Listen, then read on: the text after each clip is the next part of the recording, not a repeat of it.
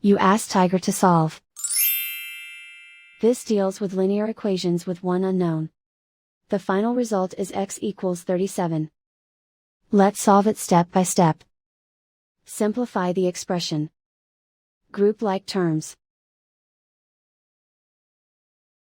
Simplify the arithmetic. Group all constants on the right side of the equation. Add 126 to both sides.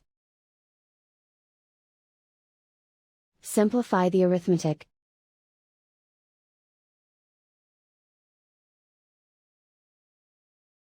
Isolate the x. Divide both sides by 11. Simplify the fraction. Find the greatest common factor of the numerator and denominator.